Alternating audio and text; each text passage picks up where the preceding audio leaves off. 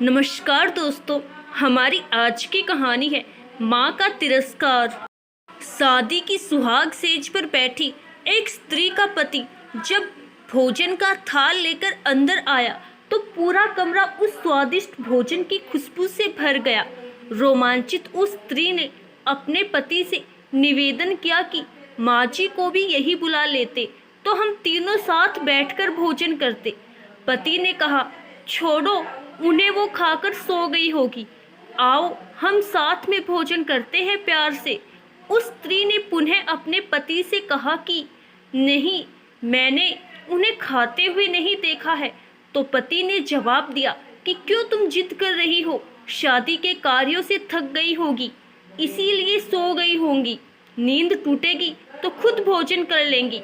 तुम आओ, हम प्यार से खाना खाते हैं।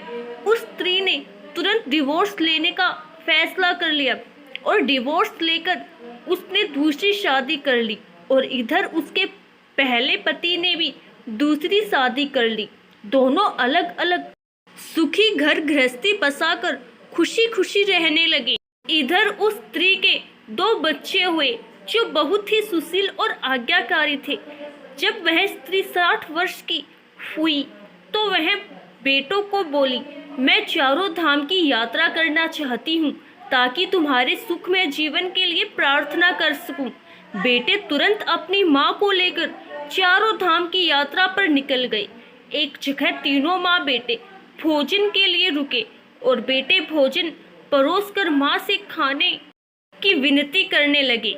उसी समय उस स्त्री की नज़र सामने एक फटे हाल, भूखे और गंदे से एक वृद्ध पुरुष पर पड़ी जो इस स्त्री के भोजन और बेटों की तरफ बहुत ही कातर नज़र से देख रहा था। उस स्त्री को उस पर दया आ गई और बेटों को बोली, जाओ पहले उस वृद्ध को नहलाओ और उसे वस्त्र दो, फिर हम सब मिलकर भोजन करेंगे। बेटे जब उस वृद्ध को नहलाकर कपड़े पहनाकर उसे उस स्त्री के सामने लाए तो वह स्त्री आश्चर्यचकित रह गई।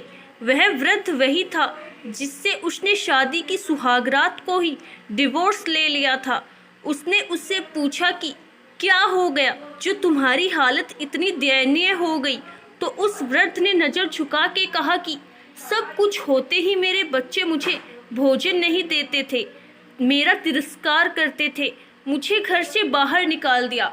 उस स्त्री ने उस वृद्ध से कहा कि इस बात का अंदाजा तो मुझे तुम्हारे साथ सुहागरात को ही लग गया था जब तुमने अपनी बूढ़ी माँ को भोजन कराने के बजाय उस स्वादिष्ट भोजन की थाल लेकर मेरे कमरे में आ गए और मेरे बार बार कहने के बावजूद भी आपने अपनी माँ का तिरस्कार किया। उसी का फल आज आप भोग रहे हैं। आशा करती हूँ दोस्तों आपको हमारी आज की कहानी जरूर पसंद आई होगी। अपनी राय कमेंट बॉक्स में जरूर बताइएगा। धन्यवाद।